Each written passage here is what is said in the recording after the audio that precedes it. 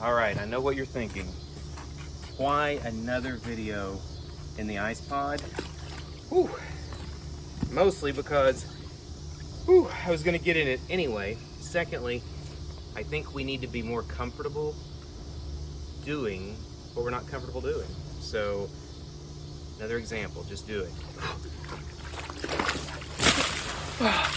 Whoa! Ooh, that one was cold. Ooh, cold. Okay. Wow. Okay. Okay. First of all, if I can talk normal. Okay. Getting used to doing what you're a little uncomfortable doing, and what is also a little bit uncomfortable, and that ties back in, I think, beautifully with early retirement. And again, I don't really like that word. I think a better word, again, call it whatever you want. I just think recent statistic that I kind of talked about. Sorry, I got the mic right here, so I have to kind of leave it out of the water. Is it also kind of forces you, it's kind of hard to think for just a minute. But again, Google or YouTube Wim Hof. Fascinating story, some of the stuff he's done. He started this whole cold plunge thing. And, you know, even the scientists say, look, we can't figure this out, because he has a literal identical twin brother.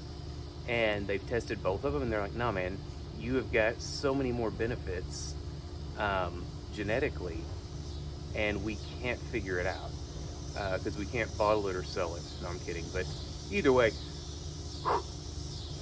also, it really does wake you up, needless to say. And you can do the more expensive Joe Rogan ones, but anyway, who cares? My point being, I took off today, half of today, after a bunch of random meetings at the corporate office, and I got a new, are you ready? A new iPhone 12.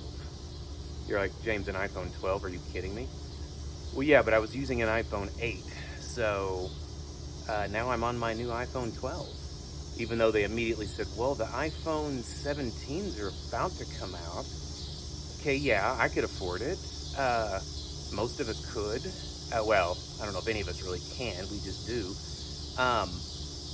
Mine was like 150 bucks. What's yours? Well, we can get you an iPhone 8 for less than $1,000. Or I'm sorry, an iPhone 16. And I said, no, the iPhone 17. Well, they're not out yet, but probably be 1,500. Yeah, I'm good, thanks.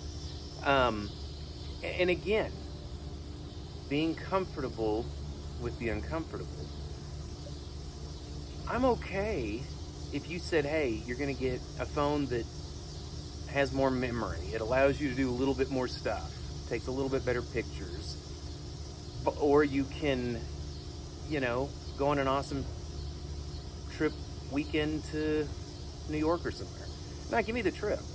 But again, either way, you don't have to have either one of them forever.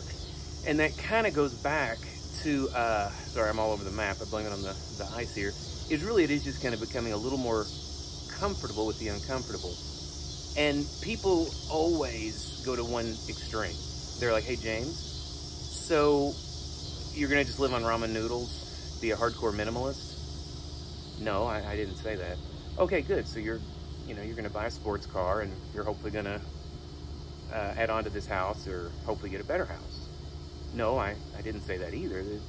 Believe it or not, there is a, let's call it the medialism position. And I think what that means is, I mean, we've been to quite a few places. I think 15 countries, some of them like Italy more than once. Ooh, let's drop the mic. So it's not like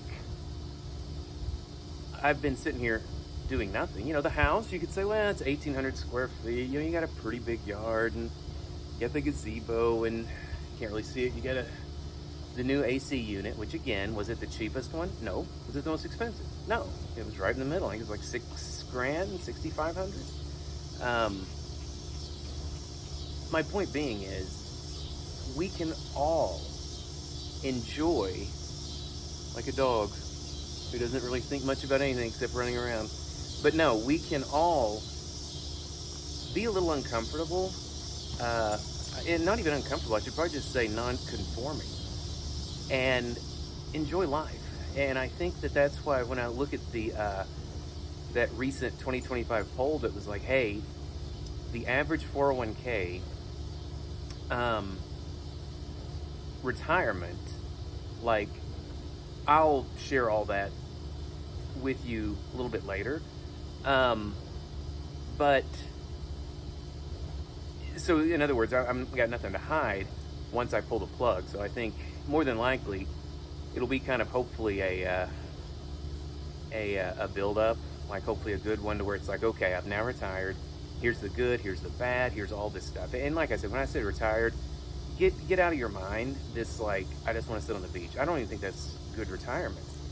I plan on, honestly, I'm going to have several little backup things. First of all, if I hang them up like I'm wanting to, after one little bonus and a stock payout, June at the latest, I'm going to work that summer, help my wife with her shop, and get it a little more profitable, the coffee shop, and then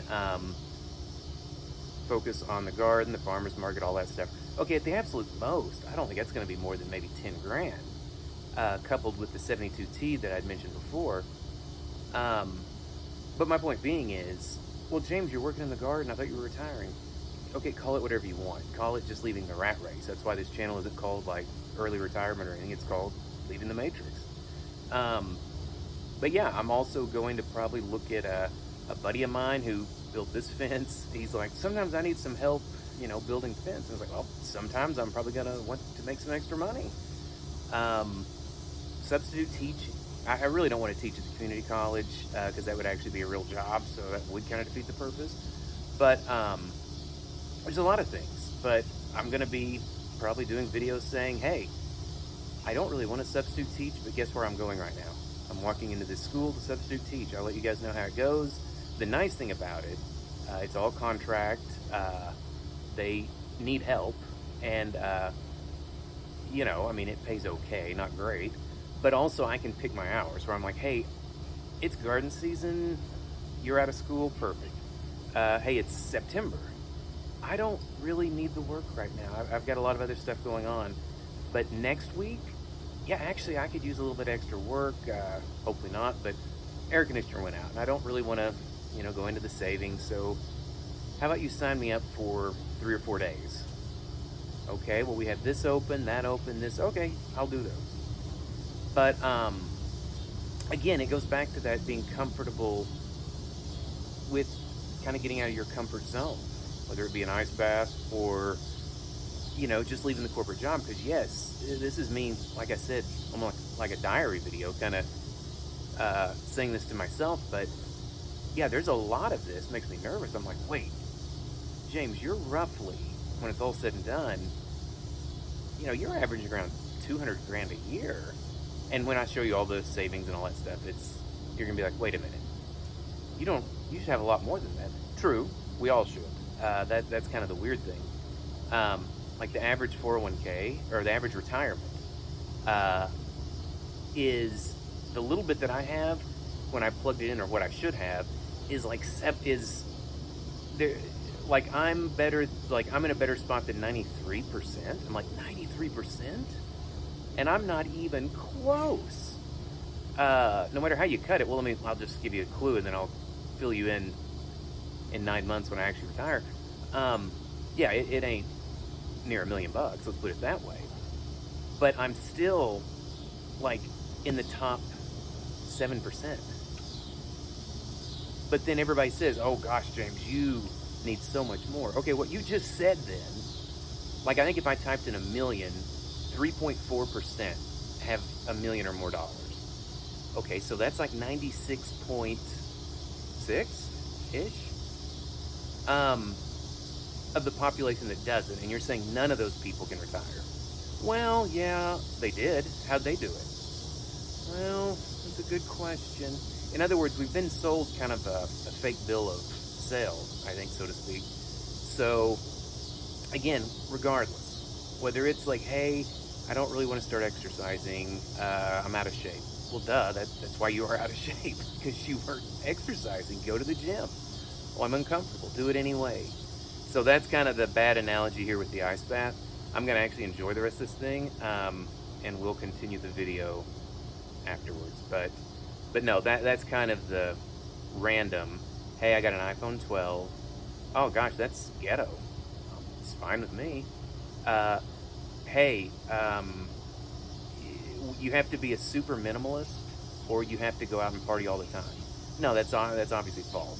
So again, those fringe examples make no sense. But it shows what the disconnect is, because in that same poll, Gen Z,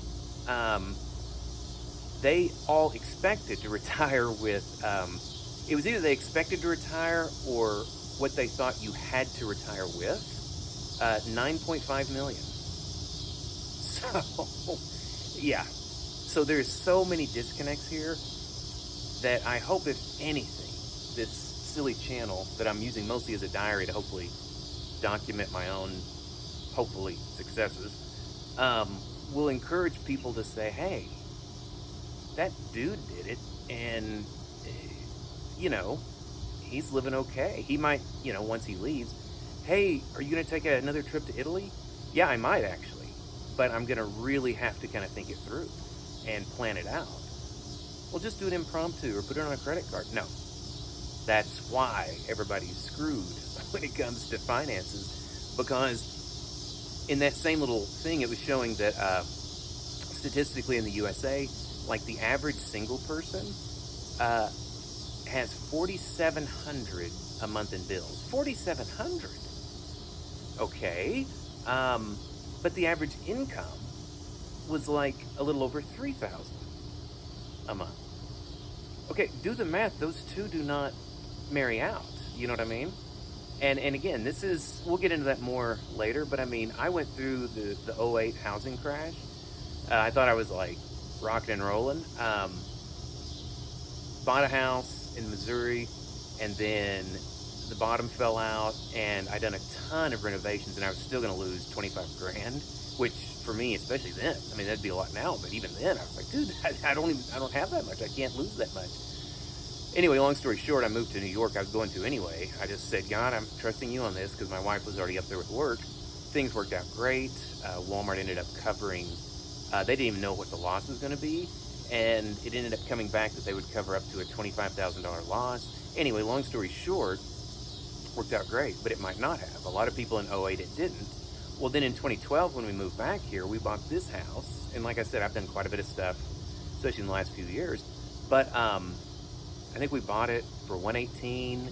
I said, you got to pay all the closing costs, and we'll do a 3% interest rate.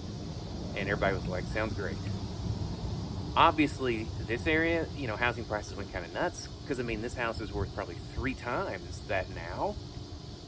So if you're starting out, yeah, to pay $350,000 for this house at probably a 7% interest, yeah, you're kind of behind the 8 ball, but no more so than I would have been in 08.